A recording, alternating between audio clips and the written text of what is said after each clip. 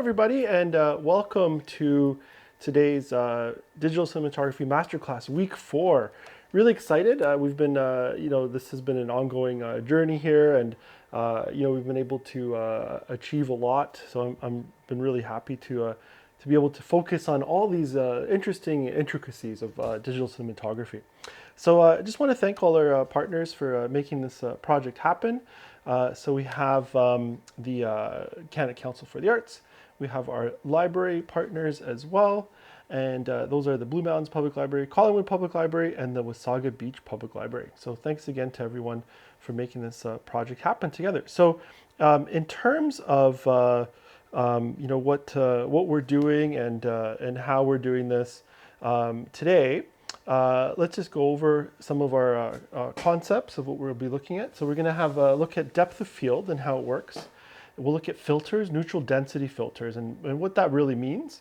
And exposure and filters as well. That'll be our next big topic, light and depth of field. So a lot of stuff on the depth of field idea, filters, neutral density, and what that means to the use of digital cinematography and how the lens can work in different ways and play in different ways as well. So that's really important to just some interesting, fun concepts in terms of playing with the light, working with this, what's in focus, what's not in focus, and really determining and understanding what that means. Now, the filters we'll be focusing on today are the neutral density filters, ND filters for short. And traditionally we think of them as being for use outside. And because it's a bit stormy today, I wanted to actually go outside and go indoor-outdoor kind of combo. But we're going to actually do that in the next one. So we have an advanced digital cinematography workshop coming up in June. So I urge everyone to take that. And you can register for that right now as we speak. So that would be really great for you to get onto. And that will be another 4 weeks. And that one we're going to definitely get outside. At some point, and weather should cooperate with us a bit better. But for this one, we're going to look at neutral density and how we can deal with what happens if you have a lot of light inside. And we touched a bit on that before. So we're going to look at this kind of a setup. So we just have a kind of our winter and summer, winter meets summer kind of idea here. And we're going to look at how that can be played with. And I have a really strong light. So I have a 2,000 watt equivalent LED light. That's there on that subject, on that little still life, if you will, the two characters. Now, the exposure, the ISO of what's on the camera right now, so you see it's ISO 100, and the exposure is a T2. So we talked a bit about that last week. So again, we're ISO 100, so we're using the minimal amount of light sensitivity, and the light is dimmed to its lowest point. But we'll see when we get to a really bright point what happens and what that means and how it affects depth of field. So we have a few factors in how we deal with depth of field. Okay, so let's get right into it. Let's get right into the exploration here of the hands-on. So let me just switch over here. I'm gonna stand up here. So we have a few camera angles. So here's kind of the overall setup. So we have the camera is right here. It's gonna get closer here. So the camera right over here, we have our subjects here. We have this super strong 2,000 watt light. And then you can see over here on the side, I have the window that I was using to put a little bit of light. And that camera, that kind of range again, we talked about last week is working pretty well. So that's nice. Now watch what happens. I'll go back to the camera 3, the direct camera here. So now what I'm going to do is actually just play with the light. I'm going to just cross over in front here, and I'm going to increase the light.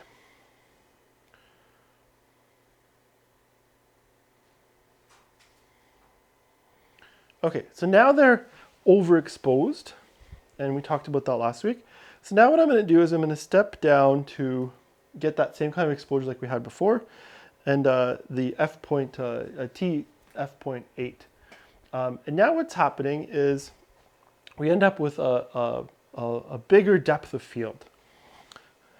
Okay? And what I'm going to do is just space these out a little bit, and we're going to just spin this light so we can kind of see the background here a bit too.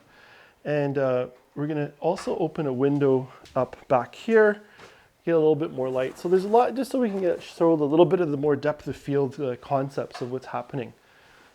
So what's in focus, what's not in focus. So now you can see that, all the way to the back of the studio, that's about another 4 meters from the subject.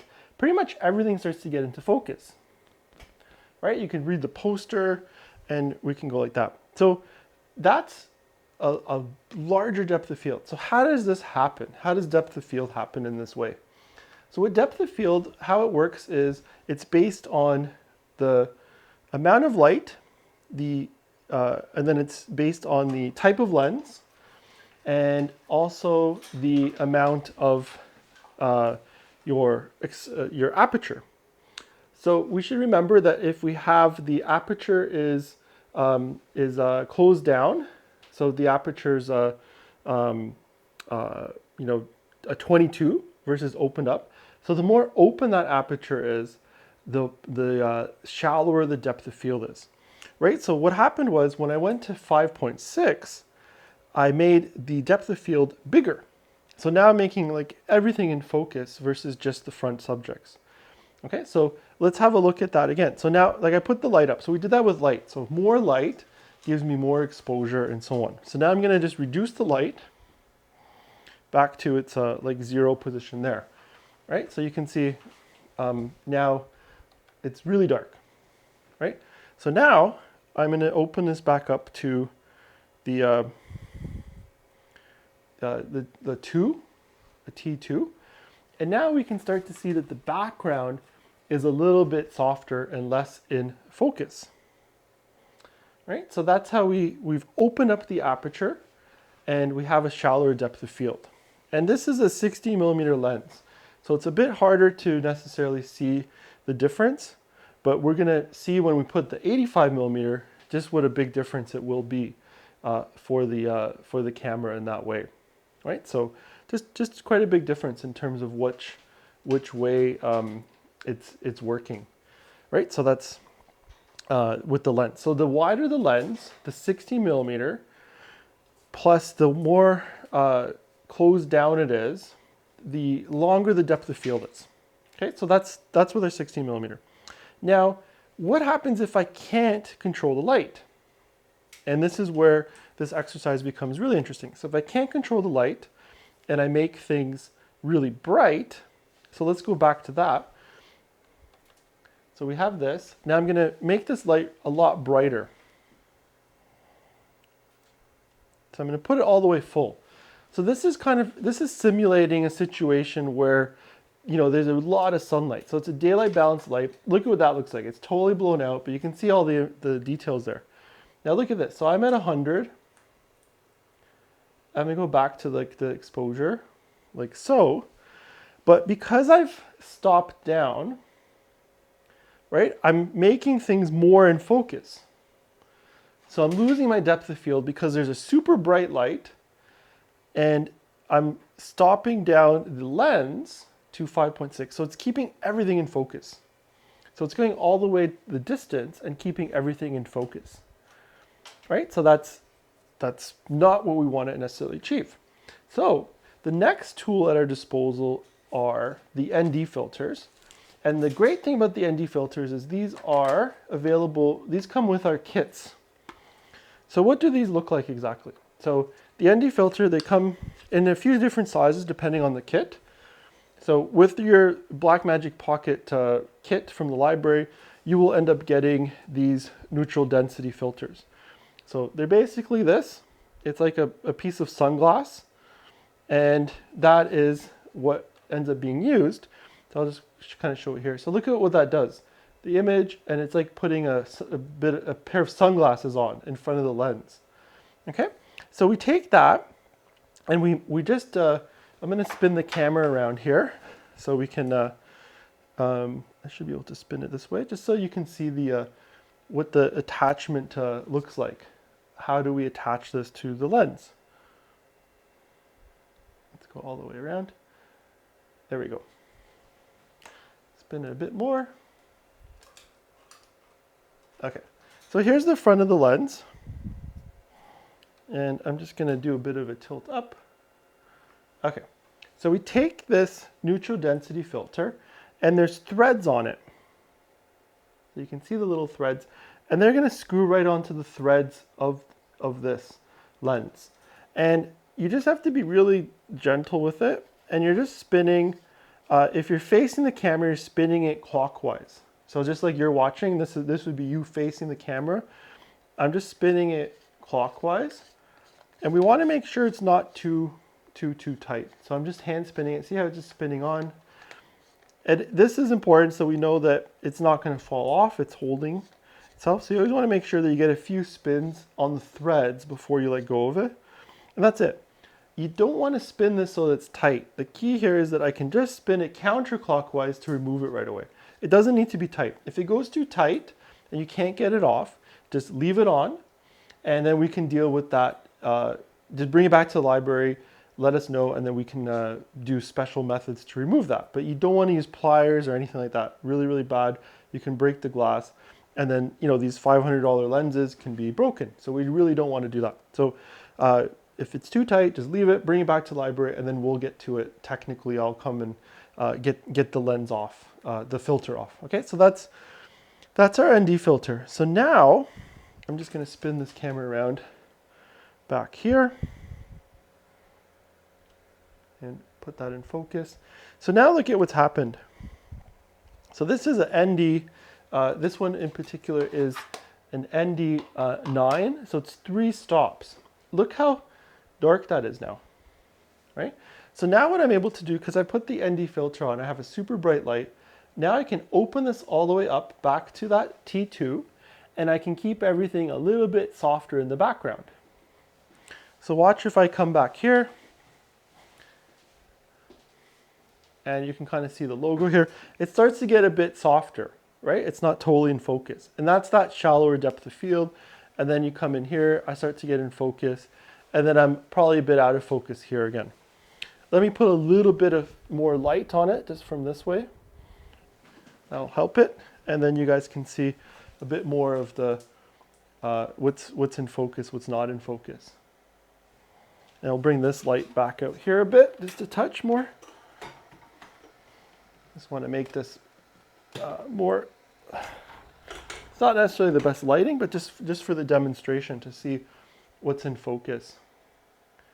So you can see how the hand's in focus, starts to get out of focus, focused about here, and then we're in focus here, here, and then we start to get out of focus there. So remember, this is the combination.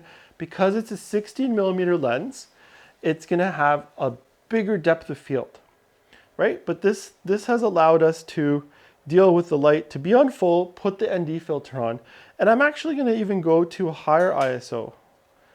I'm going to go to like a 250 to get a little bit more exposure on the elements there. Right? Now the background again is staying out of focus, and that's great. So now let me just spin this again a little bit just to get more of that background lit. Right? So you can see how the background is still a little bit blurry, and so we have that shallow depth of field. Now it's not easy to necessarily do with the 16mm lens because of the wider nature of it, and that means that it requires that usually it's pretty much everything's in focus in these wider lenses. So just like this lens here, this super wide, that's a 10mm lens. You can see like pretty much everything's in focus here in the studio as we demonstrate, right? So you can see I walk forward, backwards, right? Everything's in focus, and you can see the setup, right? So that's that wide angle. So it's really hard to achieve a shallow depth of field with the wide angle lens inside if there's a lot of light. So imagine this 2000 watt light is super bright, and it's like the sun shining through a window. So don't be afraid to use the ND filter like we have here to specifically get rid of that light, reduce the light by 3 stops, we open up, and we keep our shallow depth of field. Okay, so just to review again, depth of field is based on the lens. So the longer the lens, the shallower depth of field. So 16mm will be a very wide, long depth of field. 85mm will be very shallow because it's a long lens. The next thing is how wide is the aperture. So based on how wide is the aperture, is that will affect what the depth of field is as well, right? So that's the other factor. And then those two combined, the aperture plus the type of lens, will help to create a different depth of field, right? So the more open we can be, the wider we can be on the aperture, fully open, the shallower the depth of field will be. And then the lens kicks in further. So an 85mm lens will always have a lot more shallower depth of field just because it's like a big long telescope, right? So that's what will happen there. So watch what happens if I'm just going to spin off the ND filter directly. So I'm just taking this off real time so you can just see what that looks like. And there we go, right? So there it is without. And you can see that I need to go from the, I'm at a 2.8, 1, 2, 3 to achieve the same type of exposure. 3 stops. Put this in front, it's super dark, and then I have to go back to the 2.8, right? Without, with, right? So you can see how great that ND filter is to quickly help with reducing the amount of light and letting us open up. So that's a typical thing. So again, you think sometimes, a lot of the times these ND filters will be more for the outdoor use, for sunlight, which it can be as well, and it's quite a great tool for that, but it can be used for inside as well. So why would we use this outside? It's a great question. So remember that our ISO, our sensitivity here for these cameras, the Blackmagic Pocket Cinema camera, the minimum it can go to is 100. And that's still pretty bright. Typically outside you want maybe down to almost 50, and then you can stop down. So with 100 and at a T22, you might still be blown out. So with the ND filter, you can add that little bit of extra sunglass or ND, neutral density reduction of a few stops, so you can open up a bit more. So that you might need a 3 stop, you might need more. You can always stack and put a couple technically. But you'll get enough depth of field this way if you stay more open and you put an ND filter on, and that's going to help just enough. Okay, so that's a really great tool. So I'm just going to go back up to our 250, or kind of our standard for these testing, and we'll go back here. Okay, so again, so now we're totally overexposed. What I'm going to do now is I'm going to change the lens. So I'm going to go from the 16mm to let's go to, I think I have a 24mm here. So it's just similar to like the 35mm, but just for our testing demonstrations today, we'll go to that next. Just grab it here from the case.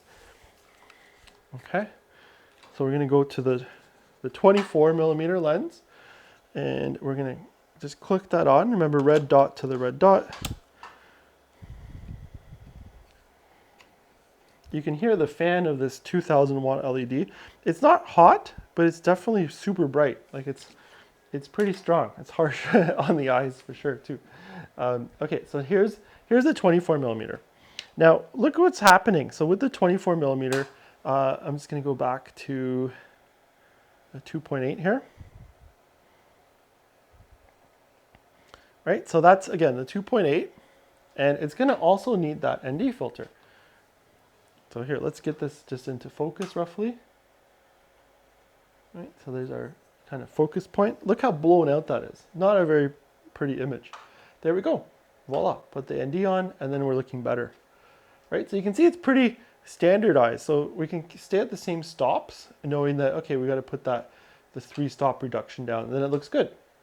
Right, and now look at, again, the shallower depth of field because we're that. Now this lens is a bit faster. I can actually open it up further. And I'm going to then reduce, I've opened it up, so I'm going to reduce the ISO down to, let's say 160 here, right? So what that means is here, this is what it's done here. So I've gone down to 160 as the ISO. So originally we had it at 250, so I'm just going to show that again. So from 250, I'm going to go down to 160. And then I can put that ND filter on. And I like what that kind of exposure is doing. Okay, to look again, so if I get to the right exposure here like this, a lot of things are staying in focus. You can see that the depth of field, it takes us to the back. right? Like you can see the poster. I'm just gonna try to keep that text in there a bit so you can see that Dead Dreams text, right? It's still a bit in focus, right? Now, watch it when we do this. We're gonna open it up to 2. We're gonna really focus just on the subject there. Look at the poster. Now it's out of focus. The Dead Dreams is out of focus. So now we're getting that shallower depth of field, right? Versus the other way around. So remember that opening up the aperture and using a lower ISO so we can open up the aperture inside. And then I'm also using the ND filter to avoid this, which is totally blown out, to achieve a T2 opened up to get that nice shallow depth of field. So that's fantastic. I really like how that's working out. Right, so that's nice. Okay, open, and then with the filter on. Right, so that's our 24. So again, look how great that works to achieve, you know, a shallower depth of field on what's a pretty wide lens. It's still 24 millimeters, a pretty wide lens to achieve something like that. So that's always a little bit more complex for sure. Okay, so now let's go to our 50 millimeter. So I'm just gonna swap out the lens here again. And now, let me just see that I have the right ND filter. Yes, I do. So they come in different sizes based on the front size, the diameter of the lens. And that's always really key as well. Okay, so let me go to the 50 millimeter. I just have it in this other kit down here. So I'm just gonna drop this 50 millimeter on here. And then let's have a look at what that's like. So here's our 50 millimeter. Again, so you can see, I'm gonna focus in on them. And to get the right exposure, I'm gonna go down, down, down, down. Okay, and let's see what the poster's doing. Like, see, you can kind of read it. So we'll do just kind of, not the best framing, but just for that, so we can see text and the image there. So it's not too bad because it's a 50. You can see the depth of field is definitely going to be shallower. But watch as I open. See that background goes really out of focus faster, and now it's getting into more focus. Right? So same idea here. So now I'm at f8, 8.5, right? And what I need to do now is I'm going to put on a 52 millimeter ND filter because that's what the front of this particular lens is. Right? So we can screw that on. Look how much darker that gets, right? So that's pretty cool. So let's just screw that on there. So this one's, again, pretty small. I can probably show it on this camera. So this is the 52 millimeter. It's not very big compared to the 77. So it's just going to depend on the lens that you're putting on. And I'm going to, again, just screw this on clockwise if you're facing the lens. Make sure the threads are on. And you can see how it's already getting darker. Okay, just till it's snug but not too tight. Okay, so now let's open this up. So we get the ELF. And look at that. By opening it up, now I'm open to about a 2.8, and that poster is really blurred. So I've achieved a super shallow depth of field with an ND filter, 50 millimeter lens, ND filter, and voila, there we go. So you can see again how quickly we can get that poster in and out of focus. Let's just go right to our subjects here, and you can see how really specific the get them a little bit. You can see how really shallow that depth of field is. The whole background is super blurred, and even between the two subjects, they're a little bit of a. It's hard to get them both in focus. You have to kind of go a little bit in between. So either the back or the front characters in focus, and they're just about 20 centimeters difference in the foreground and background of what's in focus, what's out of focus. But look at the background, super blurred background. And that's great. So 50mm lens, we're opened up with that ND filter. So without the ND filter, let's recap again what happens. So I'm just going to take this off directly. Okay, and then now we can just put it in and out in front. So now I got to stop it down to about there, right? And we're getting a lot more things in focus. That background just starts to get into focus. And again, here's our text. You can see that word dreams. Definitely in more focus. So there's like, you can still read it, the dreams, right? Now I'm going to put this in front, open it up. Right, look at that. And now that dreams is, you can't read the word. That's how much blurred it is. So that's really fantastic. Right? It's a big difference between the two. Right, so even there with the front overexposed, you can see that versus watch as I go to proper exposure of the elf.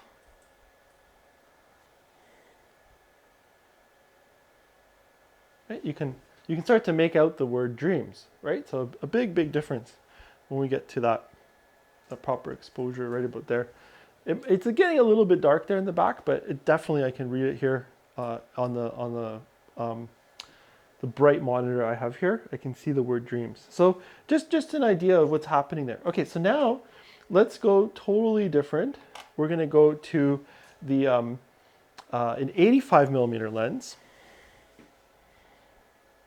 So I'm going to swap out the 50mm and always make sure to put all the caps back on. So there's always the front cap. So I'm going to always click that on, click the front cap on, and there's always a back cap as well. So you want to always spin that back on as well. So putting the front and back cap, really important for storing the lenses in the kits. We're going to take this back cap off here. We're going to throw it onto this adapter. Okay.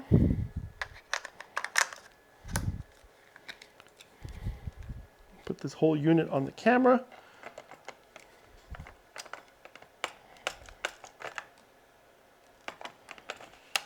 There we go. Okay, so now we're gonna just open this up. Okay, so here's our subjects now in the 85mm.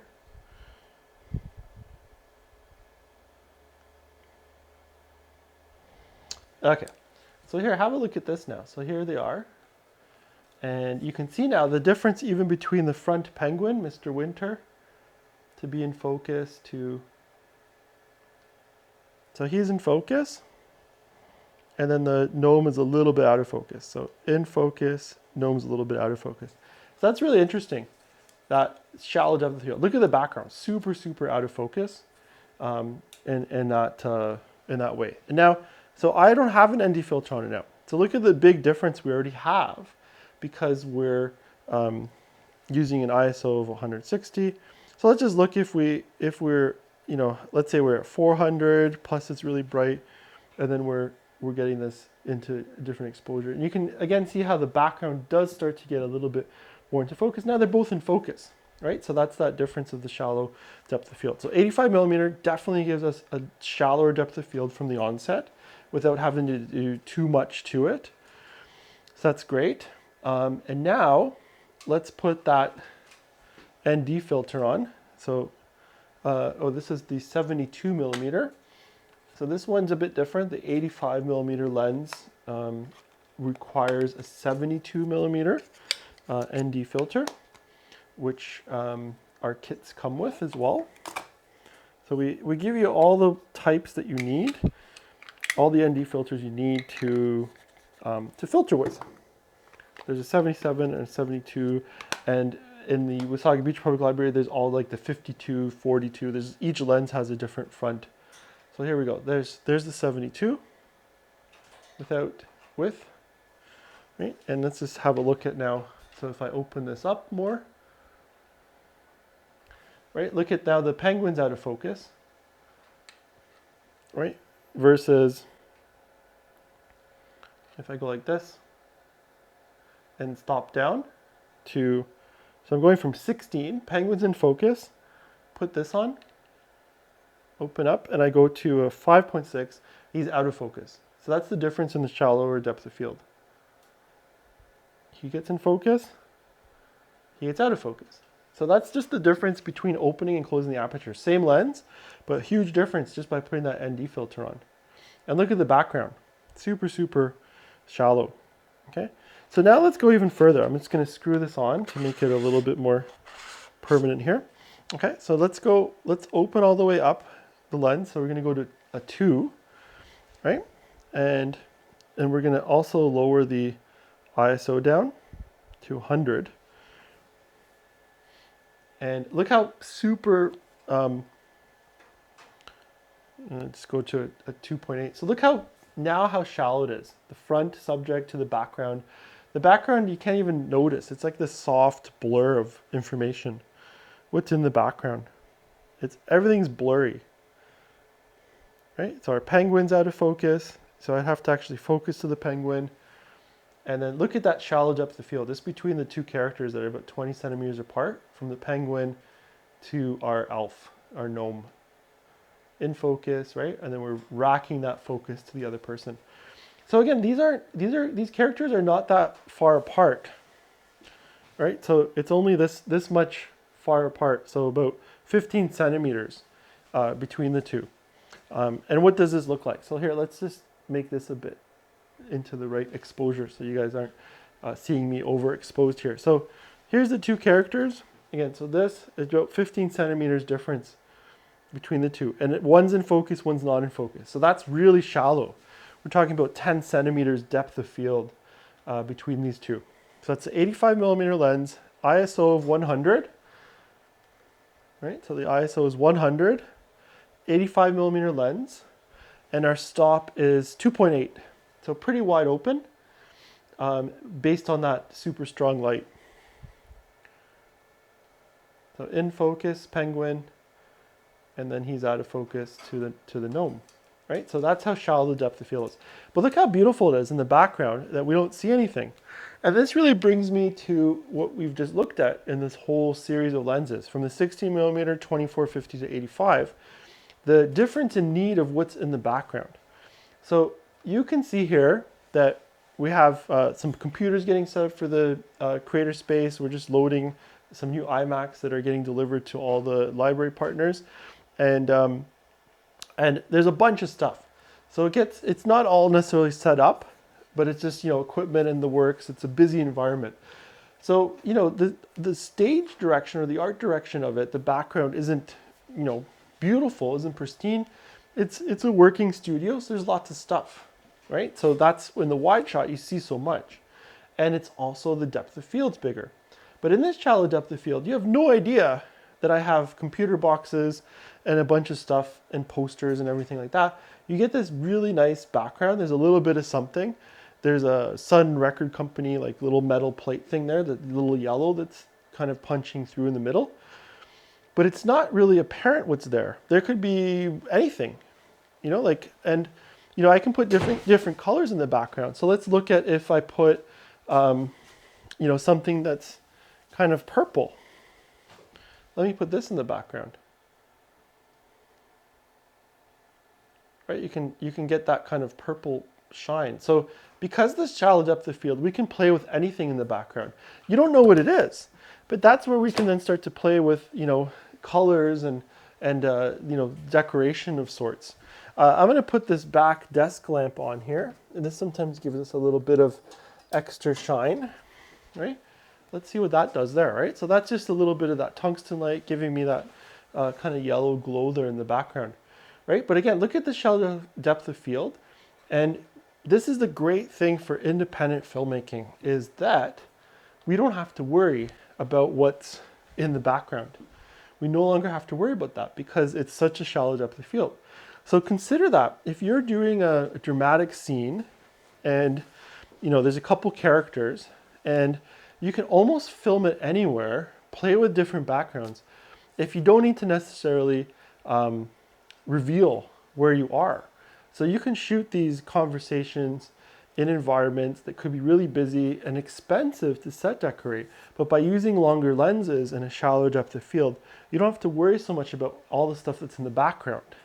And that can save tons of time and a lot of money too, if you're set decorating and you don't need to set decorate, and you can just focus on the dialogue. So by using 50mm lenses or 85mm lenses for like dialogue sequences, we can really help move that along and not to have to worry so much about what's available in the actual background, right? So we can just play a little bit with color, a little bit of light there, sheen on that metal, and it looks really cool. You know, it's not too, and you know, let's just open that up a little bit more. We can make it a bit brighter like so. That's not bad. And you can see that background, that little bit of thing. We don't know what it is, but it's nice. It's not hurting it. A bit of separation like that. And we have that shallow depth of field.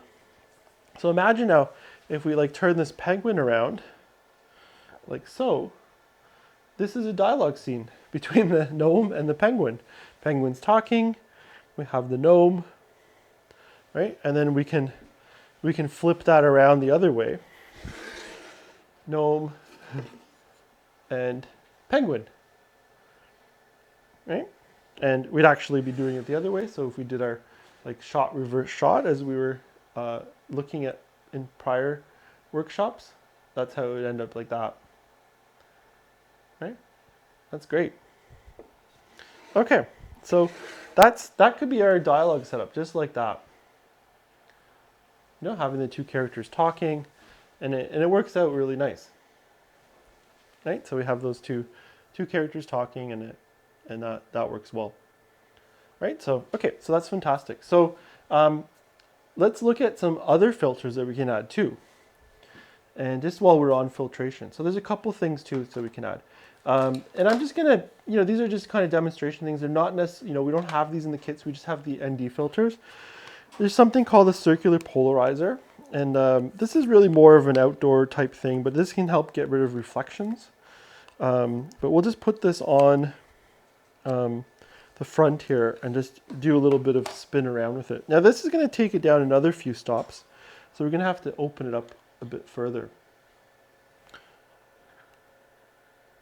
And we'll just get the ISO up a bit too. Let's go to 200. That's nice. Okay, so the polarizer, it's a circular polarizer, and by spinning it, it does different things with reflections. So see, it plays with the reflections. So this can be used for people too.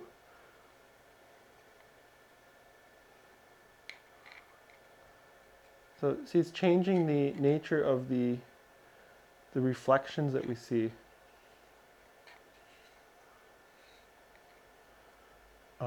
On anything kind of reflective. So this helps get rid of reflections on mirrors, windows, and it makes dark blue skies happen out of what would be just regular bright skies, right? So it's hard to do too much of a demo, but we're going to save this more for the exterior one.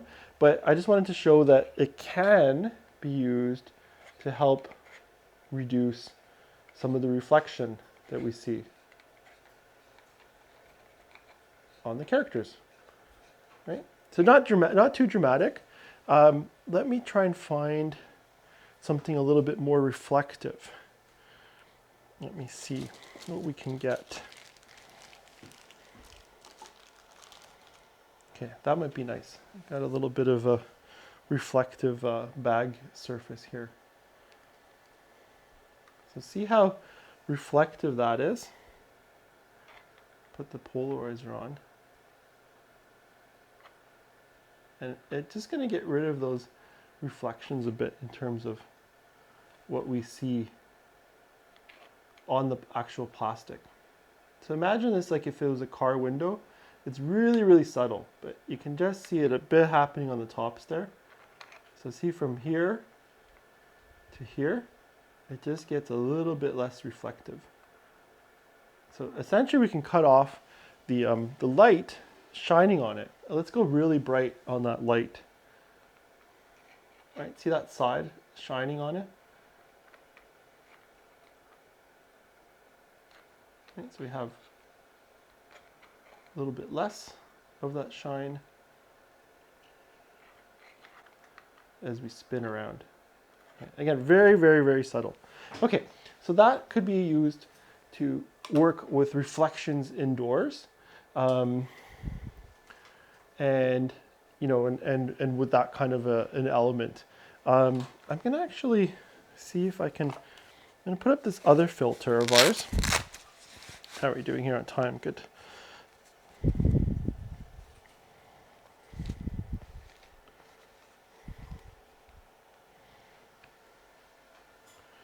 Let's see if we're actually.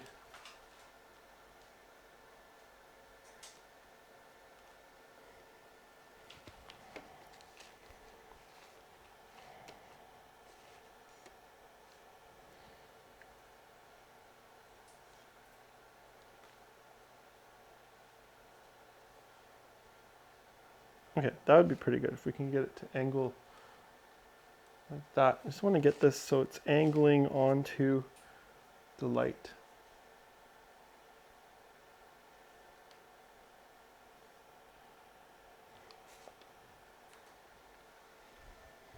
Okay, let's move this up a little bit more. Just want to try and get this kind of a mirror surface so we can really see. A bit tough to demo this. Let's see. There we go. That's what we want.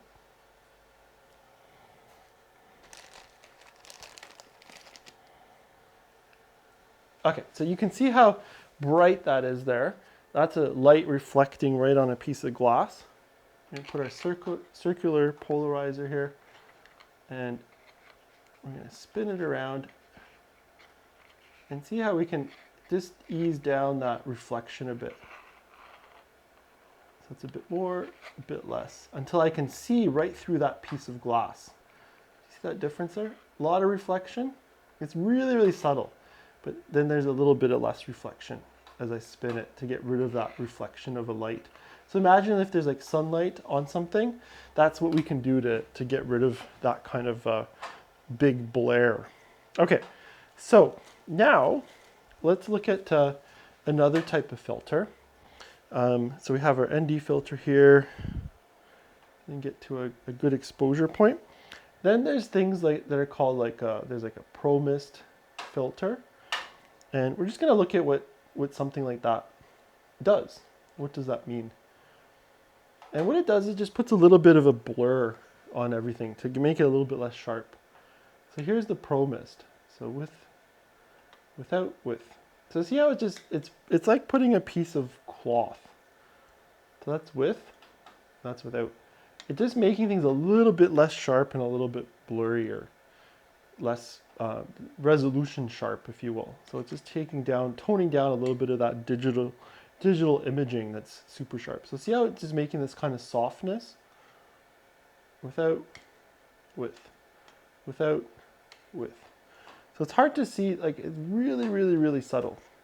So it kind of makes the things bloom a little bit more and gets rid of that sharp edge. So what does that filter actually look like? Let's just have a look at that. So this is what the filter looks like. It's really clean. It has just these little dots on it. So there's you can kind of see before, after. See how it's just making that softer? So it's just putting a little bit of like black perforated dots, if you will, to make things smooth them out. Again, see how that softness and then sharper, softer, right? And that could be used. So sometimes we're looking at filtration is not just a means of working with depth of field, but it could also be something that could be used for potentially even degrading the image, softening the image, trying to make it a little bit more beautiful. And this is kind of a lead into what we're going to get into the next masterclass, the advanced digital cinematography, is we're going to start to look at some other techniques to add different types of beauty, play with the resolutions, and play with the sharpness of lenses, and what else we can do with the lenses and their characteristics. So that's going to be really, really fun. So definitely want to, urge everyone to to sign up for the next session. We're going to be doing that.